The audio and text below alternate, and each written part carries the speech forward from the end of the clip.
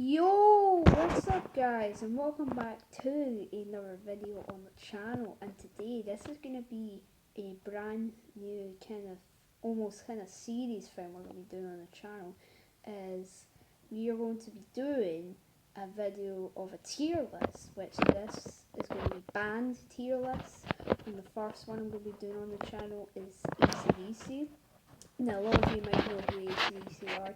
They're one of the most famous and influential rock bands of all time. Also, they started way back in the 70s, and they're actually still going very strong now as well, actually, because they're actually currently touring right now, and I'll actually be going to see them in August time at Edinburgh's Murrayfield Stadium.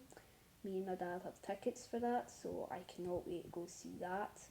And if you are going to be seeing them on this tour, you have seen them before in the past, then you can drop a comment down below. So I'd love to hear some of your stories about going to see them live and stuff. But this is going to be their studio albums, right? Not counting live albums, no compilations, no EPs. Just going to be talking the studio albums here. And I think without further ado, let's just get started right away with the first album, which is High Voltage. This is their debut album. Basically before this, like in 1975, they had two albums before this, like Australian editions, because they are an Australian band, by the way. They had Australian editions of High Voltage, which one of them was called High Voltage and one of them was TNT. Both of them had different songs on it, and then they picked out some from each of them and then condensed it into this international release that was released all over the world. So yeah, and I think it's actually a pretty strong debut. Like, it's got some great tracks on here, like it's Allow Me to Talk, If You Wanna Rock and Roll, TNT, High Voltage, Rock and Roll Singer, Livewire. Like, there's a lot of really good songs on here.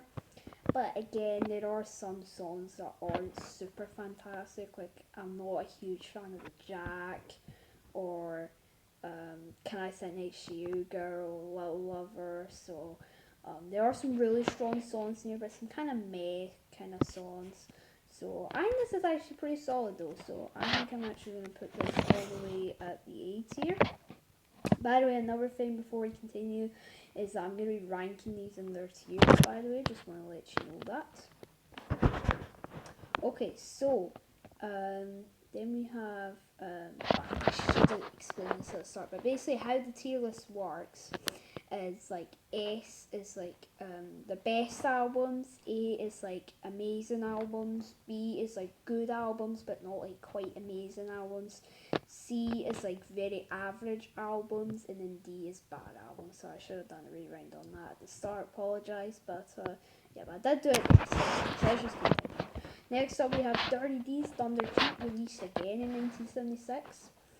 And obviously it has Bon Scott on vocals, there's all these Bon Scott, and you also have Angus and Malcolm Young, Cliff Williams wasn't in the band, Mark Evans on bass on the first three albums, and then Phil Rudd on drums, by the way. So Dirty D's Thunder Cheap, I think this is almost kind of equal level to High Voltage. I think I like High Voltage a little bit better though, but they're both kind of almost equal. Like, I think this one has the same thing as High Voltage. Like, it's got some really, really good songs in here. Like, obviously the title track is an AC/DC classic. Love at First Feel, Rocker, Problem Child, Ride On. Like, there's some really good songs on here. But again, there's some kind of meh songs like Big Balls, and there's gonna be some rocking. Ain't No Fun Waiting to Be a Millionaire. So yeah, but I think it's not quite as good, but I think it's around, not quite the same level, but around still like the good stuff. So I think I'm actually going to put this in a B tier. I know somebody might put this a bit higher, that's fine, but for my personal opinion, it's a B tier album. Okay, next up we have Let There Be Rock, which was released in 1977. And this is the last album to feature Mark Evans on bass, and then Cliff Williams would join after that. Power Rage. I think this album is an absolute drop dead AC/DC classic. It's got some just stone cold classics on here, like Doggy Dog, Let There Be Rock, the title track is just incredible. Bad Boy Boogie, Overdose, Whole Lotta Rosie. I mean, there's just a ton of great songs, and these songs are just rocking as hell, man. So I think I'm gonna they really turned up the guitars on this record. I mean, the first two albums are heavy, but they don't have like that same guitar sound on this record, where it's like really heavy sound, and the other two are kind of more a cleaner tone, a little bit. But I'm gonna put this into the S tier. It's a fantastic album. Right, next up we have Power Rage, which came out in 1978. So again, as I said, this is the first album to feature Cliff Williams on the bass. I think this is another incredible album. I feel like Let There Be Rock, Power Rage, and then the next album, Highway to Hell, I feel like that's when they really came into their own, in my opinion. I mean, the first two are great, but I feel like this is where they really came on to like their own like sound and stuff like that, and they got that out of the way, right?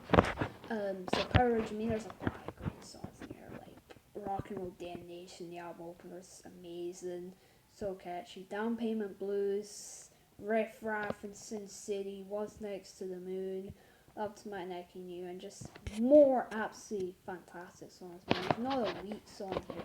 I think this is another S tier album. Power Rage is just fantastic. And I think I actually like it a bit better than Let It Be Rock. I'm going to put it there. It's really great in my opinion. Alright, next up, Highway to Hell, right? Obviously, unfortunately, this would be the last album with Born, released in 1979. But there's, I mean, this is just an amazing, just AC/DC album again. We've got so many classics. I mean, we obviously got the title track, which I do like. It's a little bit overplayed, but I mean, it's still good. It's still enjoyable. Boys Got Rhythm, Walk All Over You, Touch Too Much. Beat Around the Bush is an absolutely great, kind of deeper cut almost. I really like that one. It's got a great riff, man. Shut Down in Flames, Night Prowler, great song to close out the album. Just a ton of great songs on here. So I think I'm going to put this at S tier. I mean, I think it's better than these two. I think it's the best of the Born albums, in my opinion. Alright, so 1980. Unfortunately, Bon left us. Unfortunately, he did die. And then here comes Brian Johnson on lead vocals. I mean, what an album this is.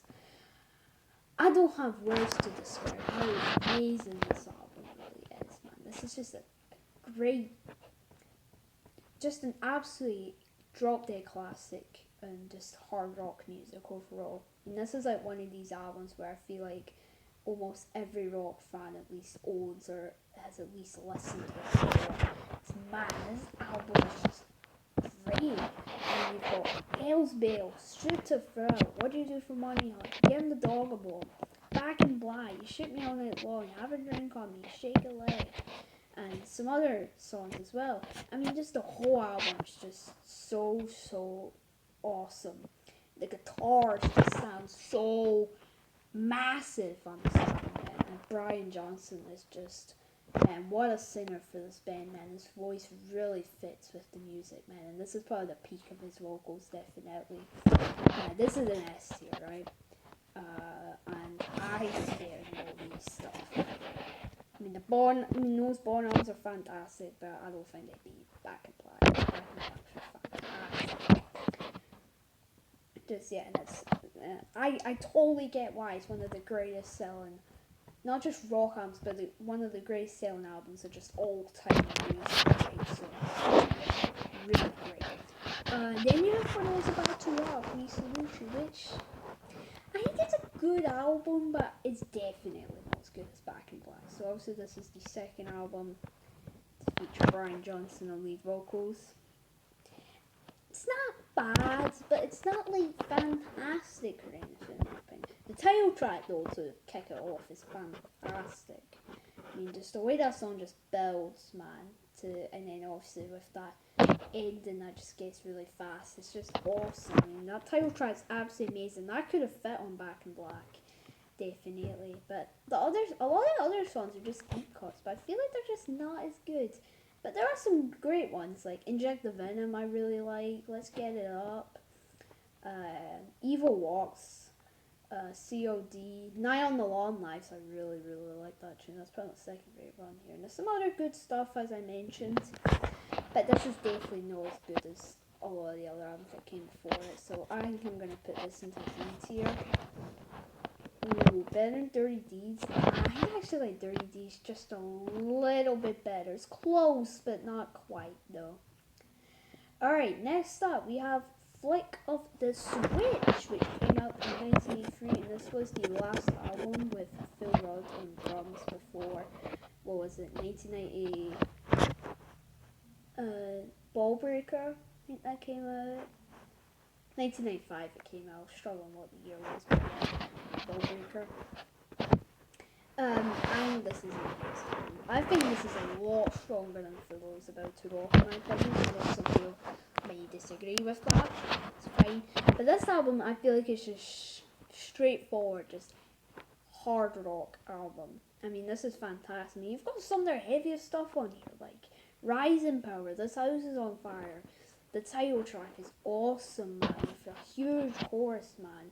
I mean, Landslide, Guns for Hire, Bedlam by Belgium, Badlands. Oh my god, Badlands is so amazing song, man.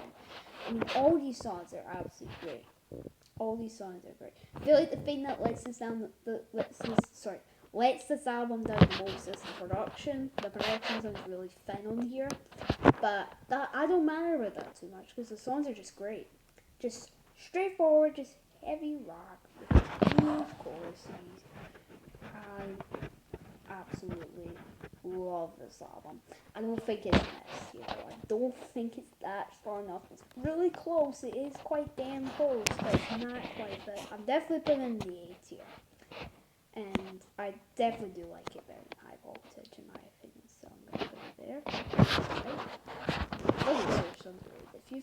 If you've not listened to them in a while, people, then give it another listen, give it another chance, because it's just fantastic.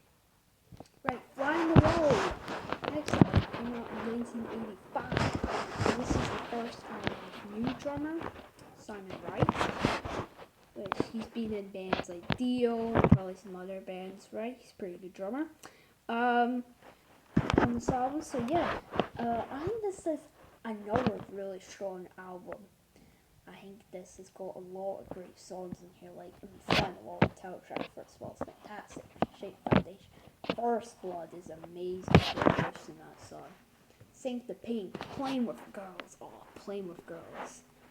I absolutely love the riffs in that song. It's so good. Almost like a metal sounding AC/DC song. I really like it a lot. Stand Up, Back in Business. I mean, Hell or High Water. I mean, there's a lot of great songs in here. Again, I feel like this has the same problem with Flick of the Switch, where the production just really like lets it down a little bit. Like it just sounds really thin, and Brian Johnson's vocals are way too high up in the mix on this one. This album, they were completely fine with Flick of the Switch, but that's the problem with this song. Brian Johnson's vocals were just too high, man. But the songs though are still great though. The songs are fantastic, right? I think I'm gonna put this into another A tier. And I do like this song better than High Voltage, so I think I'm going to put it there. Not quite as much as Flick of the Switch, but it is quite close though. I mean, they're both kind of almost equal to each other.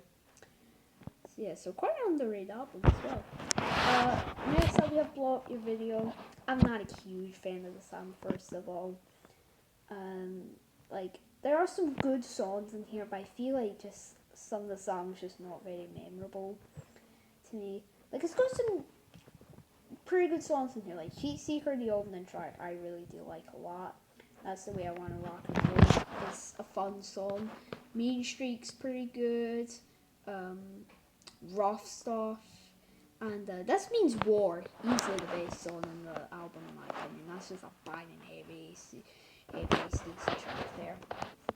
So there's some good songs there, but there's just some other stuff that just, I mean, they're not bad, but they're just not very memorable songs. So I think I'm gonna put this into the C tier if I'm gonna be honest. I mean, I hate to put an AC/DC on the C tier, but it's just how it is, man. And the production on the song just blows as well. It's just not very good. Right, next up, The Razor's Edge, which came out in 1990. And by the way, Blow Up Your Video was the final album with Simon Wright on drums.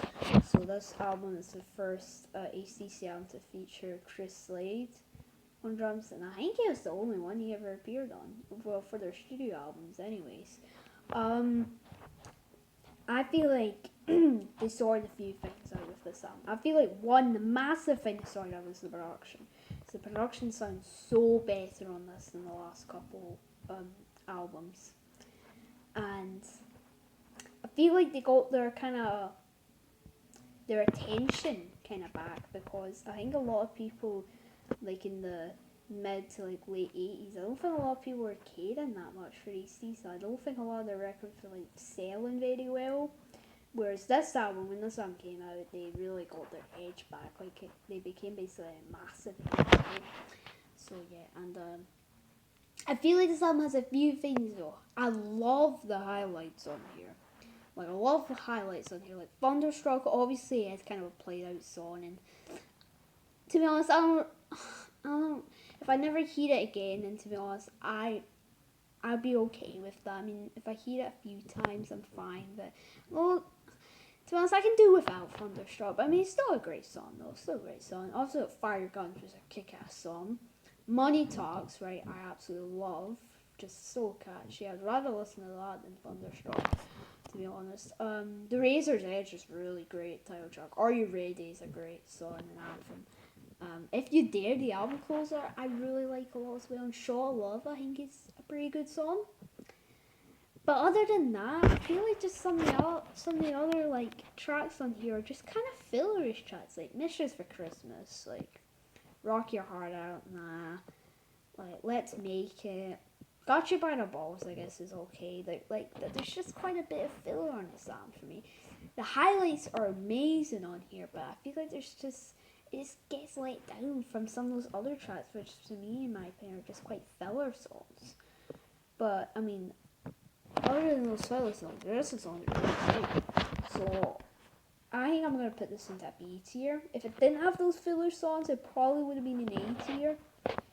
But it does have some of those filler songs, so I feel like I gotta go and put it in a B tier, and I think I like it better than these two, so I think I'm gonna put it at the top of B tier, which is still good. Alright, next up, 1995's Ball Breaker. Right, and this was the first album to feature Phil Rudd on drums since 1983's Flip and Switch. I think this album, I actually like this album quite a bit. I think it's actually pretty good. Like you've got some really great songs in here. Like I really like Hard as a Rock. Cover You in Oil is, oh, so that's a weird title, but man, the actual song I think is quite cool. The Fuhrer is a great song. Bogeyman, Burning Alive, Hail Caesar is a fantastic song. The title track. There's actually a lot of great songs in here. Also, this was produced by Rick Rubin. Obviously, he's a very popular like rock and metal producer.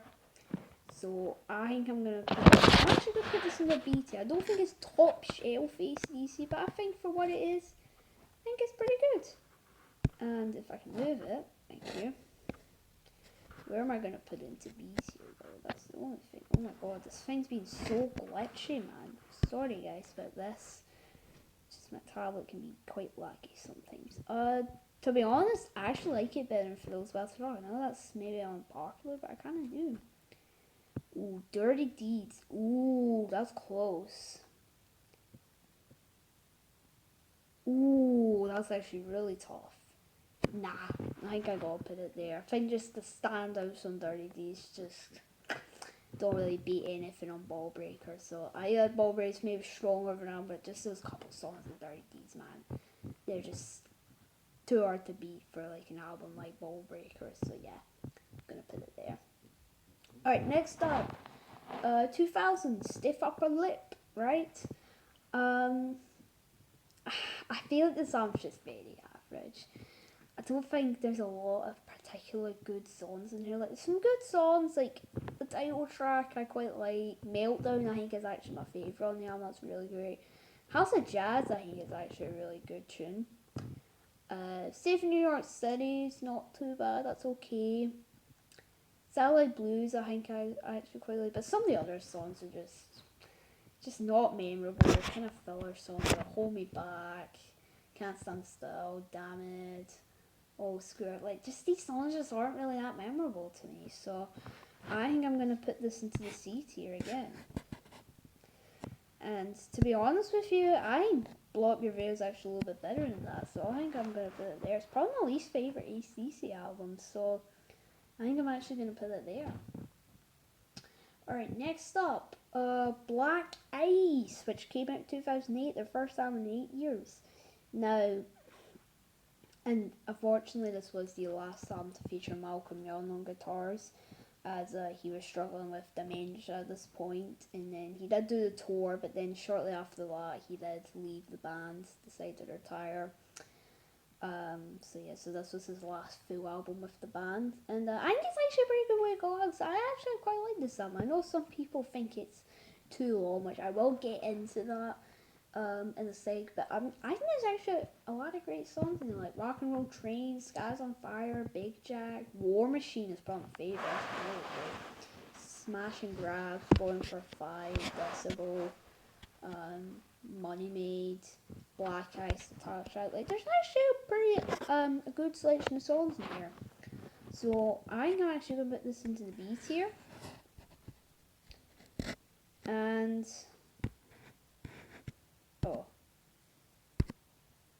sorry about this, guys. Just this app's just so glitchy on here. Alright. Okay, Black Ice. I think I like it better than For Those About to Rock. I'm actually Ball Breaker, so I think I'm actually going to put it there. I think it's actually pretty solid.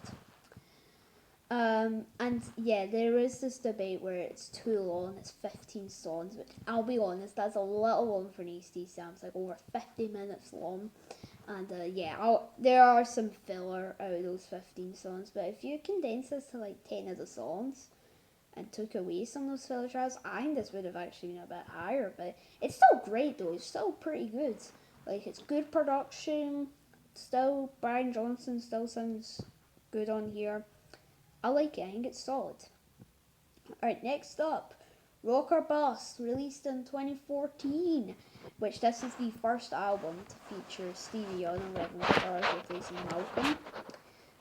I think this is actually quite a good album. I actually quite enjoy this, right? I don't think it's as good as Black Ice in my opinion, but it's still pretty good though. Like, you've got some great songs in here, like the title track's obviously great, Play Ball, Misadventure, Dogs of War, Baptism by Fire, Rock the House, Mission Control. There's some really good songs in here actually, and I think it's actually pretty good. But again, I highlight this as one of the songs. There's a lot of good selection of songs, but I feel like it's definitely not top shelf AC/DC, so I think I'm going to put this in a B tier.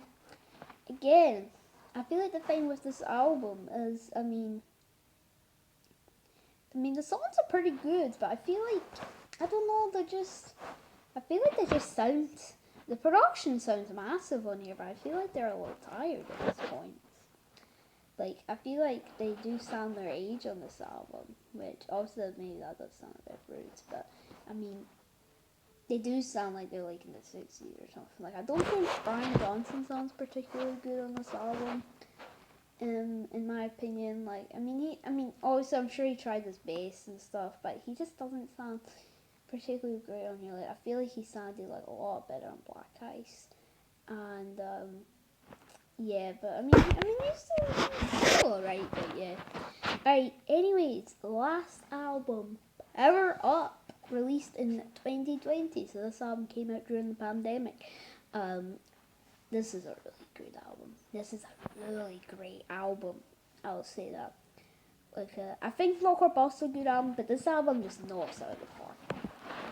Like, it just takes the cake, man. I mean, every song in here I think is good in its own way.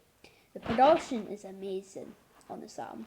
And then Brian Johnson, I feel like, again, I don't think he sounded particularly good on Rock or Bust, but he sounds amazing on it. He sounds like Brian Johnson of old on the song. He just sounds so fresh, man. It sounds so good, man.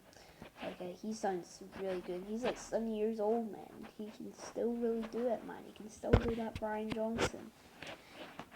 And there's just a lot of great memorable songs like Realize, Rejection, and Show in the Dark, which are modern AC/DC classic. For the Mess of Time, Kick When You're Down, Which is Spell, Demon Fire, No Man's Land, Money Shot, Cold Red. I mean, there's a lot of really good songs in here. So I think I'm going to put this in the A tier. I think it's their best album in a long time. I like it better than High Voltage, that's for sure. Do I like it better than Fly on the Wall? I think I do. I think I'm actually going to put it there. Power Up's really strong in my opinion. That's like really great. And then that wraps up my tier list. So this is my tier list here. So yeah, I think this is actually pretty good. If you want to do your ACC tier list, or you can just do their album ranking in the comments below. If you are an ACDC fan, then you can definitely do that. If you don't want to list all the albums, then you can give me your top 5, or like your top 3, or like your top 10, whatever you guys want to do. Anyways, guys, I hope you guys did enjoy this video. I'll definitely be doing more kinds of these videos because I love doing these. And anyways, guys, I hope you guys did enjoy this video. And I'll see you all next time for maybe one of these again. Goodbye.